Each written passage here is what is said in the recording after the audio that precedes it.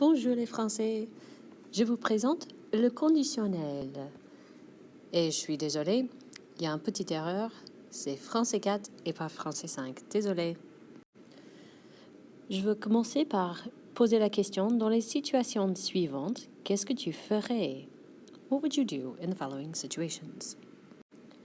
Si tu voyageais, par exemple, est-ce que tu resterais à un hôtel moderne ou à un hôtel de charme? Voici, il y a deux hôtels différents. Où est-ce que tu resterais? Est-ce que tu voudrais une chambre avec une douche? La voilà. Ou bien une chambre avec un baignoire? Comme ça. Est-ce que tu prendrais le petit déjeuner à l'hôtel, un buffet? Ou est-ce que tu prendrais le petit déjeuner au café? Un croissant, un café, un jus d'orange? Est-ce que tu préférerais rester en ville ou est-ce que tu préférerais rester près de la plage? Ça dépend. On peut noter quelques similarités qui existent entre les verbes. Voici les verbes resterait, voudrait, prendrait et préférerait. Quelles similarités existent entre les verbes? Well, if you said that they've kept the entire verb, rester, voudre, prendre, or préférer, then you're right. It's the infinitive. If you've noticed that the ending is consistent, AIS, for all 1, 2, 3, 4 verbes, you are also correct. Aussi, does the ending look like something you've seen before? Probablement oui. Bravo! Ce temps s'appelle le conditionnel. Le conditionnel is a verb tense that explains what people would do. But there are conditions on that action because we don't know for certain if that action can be carried out. There might be a condition, par exemple, that prevents the action from happening. In the initial examples, I might not even be able to go on a trip if I hadn't earned enough money with my work, or if I didn't have time to go on vacation, or if there weren't any hotel rooms available for me. There's got to be a condition we're not sure that the action can take place. If that's the case, we conjugate using conditionnel. Voici la structure du conditionnel. Rule numéro 1, règle numéro 1, I should say, keep all of the verb.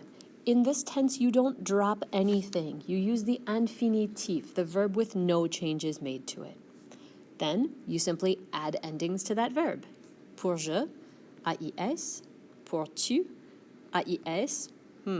Pour il et elle, AIT. Pour nous, IONS. Pour vous, IEZ. Et pour il ou elle pluriel, AIENT.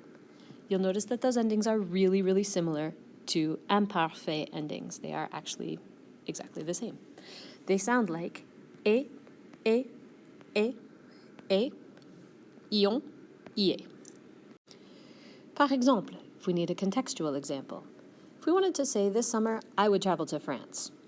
I'm not sure that I can, but if I were able to, I would, right? If I want to use je to say I would do this, I need the travel verb, voyager. I keep my voyager. I add my AIS ending that matches up with je. So the whole thing looks like je voyagerai en France cet été. What if I wanted to say you would travel with me? You would go if you wanted to.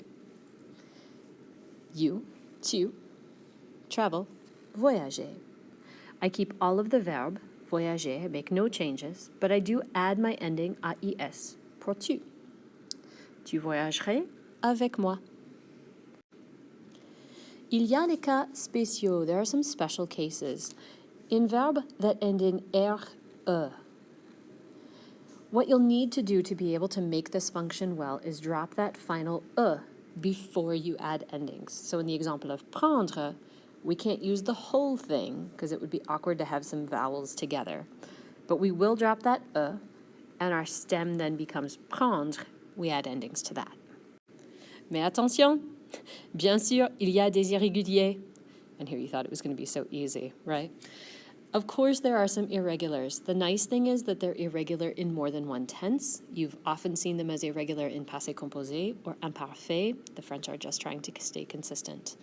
These verbs will require a stem substitution. They're going to send in a representative to be used in conditionnel before you add an ending onto it. The nice thing about this is that you have seen these before. They're exactly like the stems for futur, and they function the same way. So basically, instead of aller is going to send ir to conditionnel. It's going to say, hey, ir, will you step in? And to ir, that's what you add your endings to. So you'd say something like j'irai, I would go. Pour être, sœur. Pour faire, faire. Avoir, or. Vouloir, voudre. This is the one you've probably had the most experience with. From français un all the way up, you've been able to say je voudrais. Didn't even know you were using conditional. Pouvoir, pour. Devoir, devre. Venir, viendre. Voir, vers. Recevoir, recevre. Devenir, deviendre. Et revenir, reviendre.